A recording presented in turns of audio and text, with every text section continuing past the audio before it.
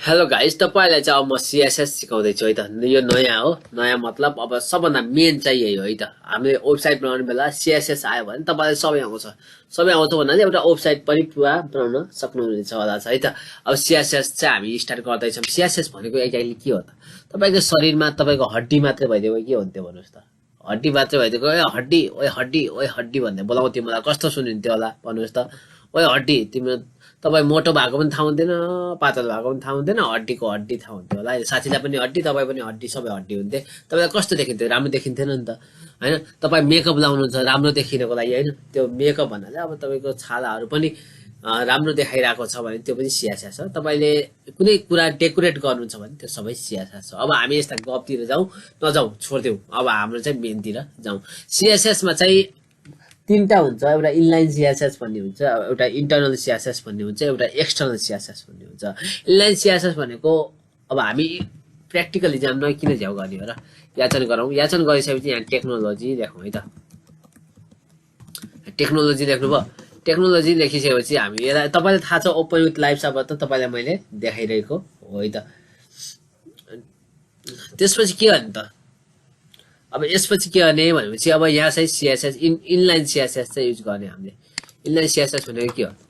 यही भित्र चाहिँ CSS युज गर्ने। सुरुमा स्टाइल चाहिँ लेख्नै पर्छ। स्टाइल भित्र लेख्ने हामीले जे लेख्न मन लाग्छ हामीले CSS को काम हो चाहिँ स्टाइल भित्र लेख्छौं है त। हामीले चाहिँ अब कलर लेखौं। कलर भनेको चाहिँ यो टेक्नोलोजी देखिरहनु भएको चाहिँ यो ओड को कलर चाहिँ कसरी चेन्ज गर्ने, के गर्ने भन्ने कुराहरु चाहिँ गर्न सक्छौं है त।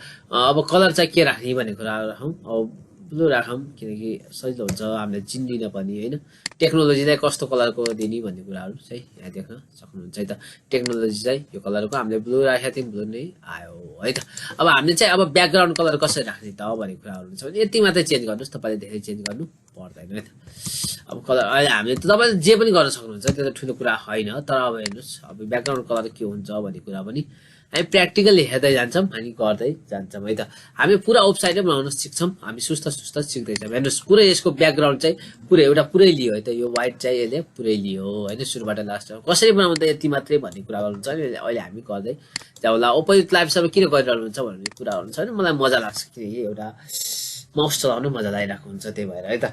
अब हामीले कलर पनि हेर्यौं, ब्याकग्राउन्ड कलर पनि हेर्यौं। अब त्यो टेक्स्ट त साइडमा छ, लेफ्ट साइडमा। अब त्यहाँ सेन्टरतिर ल्याउँ न त। टेक्स्टलाई चाहिँ यताउता गरौँ न त। त्यसलाई के गर्ने त, हैन भन्ने कुराहरु चाहिँ बुझ्नु त। यस्ताको जस्ताको त्यस्तै राखौं। अब यहाँ टेक्स्ट अलाइन गरौँ है त। टेक्स्ट अलाइन गर्नुभयो भने कुन साइडतिर कलर राख्ने त? कतातिर साइडमा लगाएर राख्ने त? अब हामी चाहिँ सेन्टरमा लगाएर राखौं है त। सेन्टरमा लगाएर यतिकै लेख्ने बित्तिकै तपाईको आइहाल्छ है। हेर्नुस्, ओपन विथ लाइभ सर्भर हेर्नुस् गएर सेन्टरमा आएर बस्यो है त। अनि बुझ्नुभयो? अब यसलाई कस्तो टाइपको बनाउने त, यसलाई साइज कत्रो बनाउने भन्ने कुरा पनि हामी लेख्न सक्छौं। हामी यहाँ फन्ट साइज लेख्न सक्छौं।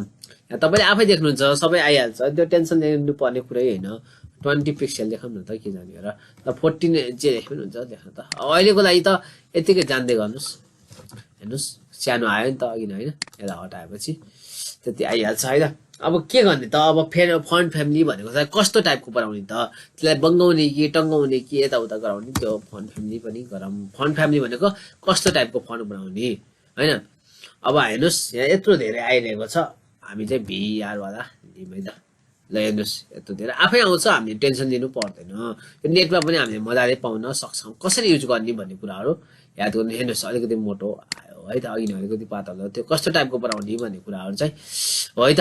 अब यसलाई कस्तो टाइपको बनाउने कुरा पनि थाहा भयो। अब यो पनि थाहा भयो। अब फन्ट फ्यामिली पनि थाहा भयो। हामीले के गर्नुपर्छ भनेको यो फन्ट फ्यामिलीलाई अहिले हटाइदिउँ। यत्रो धेरै लामो बनायो। अहिले टेक्स्ट अलाइन वाला गरिरहेको छौं, त्यही भएर यस्तो भएको है। भन्नाले इनलाइन वाला के इनलाइन CSS एउटै ठाउँमा जुन ठाउँमा गरिरहनु भएको छ त्यही ठाउँमा गरिरहेको छौं, त्यसैले यस्तो आएको। यसलाई टेन्सन लिनुपर्ने कुरा पनि केही पनि छैन है त। अब हामीले चाहिँ इनलाइन भन्नुभयो, हैन? अब हामीले कलर पनि थाहा भयौं, टेक्स्ट अलाइन पनि थाहा भयौं, हैन? अब हामीले चाहिँ इन्टरनल CSS गरौँ न त। यही चीजलाई कसरी गर्ने भन्ने कुराहरु हामी गरौँ है त। इनलाइन CSS कतातिर गएर गर्ने भन्ने कुरा। सरी, इन्टरनल CSS कहाँ गरे? इनलाइन CSS त हामीले यो गरिसक्यौं। अब इन्टरनल CSS कसरी गर्ने त? अब यहाँ गएर स्टाइल लेख्न सक्छौं। स्टाइल भित्र लेख्ने हो सबै जे लेख्नु छ हामी स्टाइल भित्र लगाएर लेख्ने। अब यो कुरालाई लगाएर के यो हटाइदिउँ एकचोटी,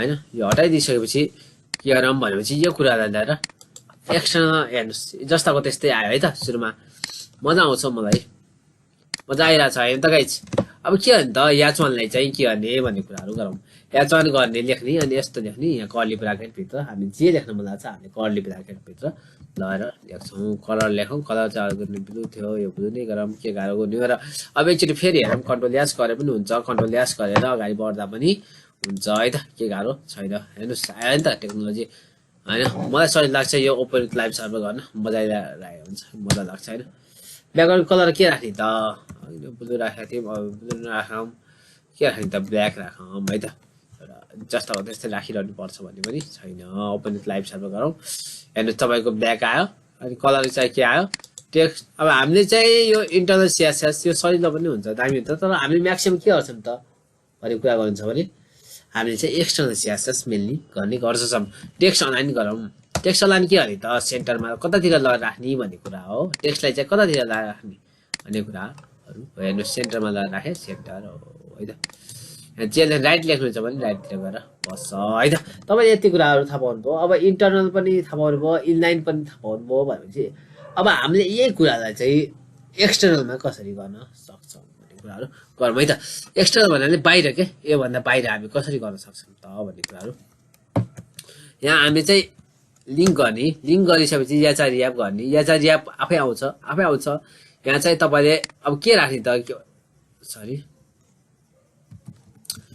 style.css लेखौँ है त style.css भने अर्को बन्यो css मात्र युज गर्ने ठाउँ बनायौँ है त अब हेर्नुस् यहीलाई लगाएर मैले के अरे भन्ने कुराहरु गरौँ त h1 यही एक्सन गर्ने यसलाई चाहिँ लगाएर यहाँ पेस्ट गर्दै है त h1 को कामहरु यहाँ गर्न सक्छौं यसलाई स्टाइललाई चाहिँ हटाइदिउँ किनकि हामी स्टाइलको काम चाहिँ वहाँ अर्को ठाउँमा गएर गर्यौं अब यहाँ चाहिँ हेर्नुस् यहाँ चाहिँ रियामा के गर्ने त भन्ने कुरा गर्नुहुन्छ भने style.css style.css भनेको यसको चीज एमा बसेको चीजहरु चाहिँ सबै लगाएर एमा युज गर भनेको अर्को ठाउँमा लिंक गर के यसको लिंक गर के यो ठाउँको र यसको भन्नाले यो style.css लाई चाहिँ यो index.html सँग लिंक गर भन्न खोजेको है त हैन पछि हामी गर्दै जान्छौं मेनली त हामी एक्सटर्नल नै गर्छौं मजा लाग्छ एक्सटर्नल अनि इन्टरनल पनि गर्छौं तर इनलाइन चाहिँ हामी गर्दैनौं है लामो हुन थाल्छ अनि त्यो झ्याउ पनि हुन्छ हैन बुझ्नलाई गाह्रो हुन्छ नि त पछि कसैले मेरो कोड हेरेर मानौ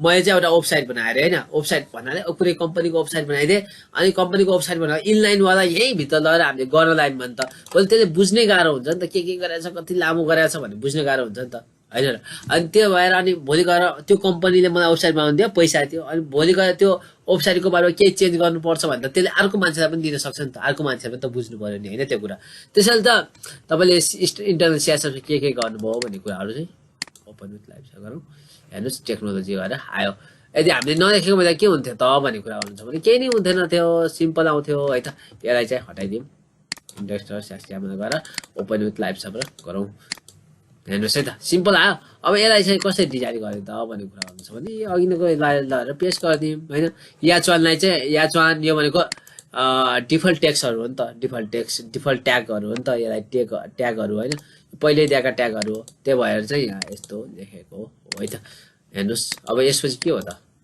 के आयो टेक्नोलोजी भन्ने आयो तपाईलाई चाहिँ म अब फेरि सिकाउने वाला छु अर्को भिडियोमा सिकाउने वाला छु तपाई चाहिँ मेरो च्यानल सब्स्क्राइब गरेर राख्नुस् तपाईलाई म एउटा वेबसाइट बनाएर देखाउने वाला छु अब तपाईलाई यो चाहिँ थाहा भयो कि इनलाइन इन्टरनल र एक्सटर्नल सीएसएस कसरी युज गर्ने भन्ने कुराहरु सुरुमा सिकाए अब त्यसपछि त तपाईले अब यसपछि चाहिँ हामी राम्ररी वेबसाइट बनाउन ट्राई गर्नेछौं र ट्राई पनि गर्नेछौं र अगाडि पनि बढ्नेछौं है त डिजाइन पनि गर्नेछौं तपाई मेरो च्यानल सब्स्क्राइब गरेर राख्दिनुस् यस्तै कन्टेन्टको लागि तपाईको लागि यो च्यानल बनाइएको हो है त thank you so much guys यस्तै सपोर्ट गरिरहेको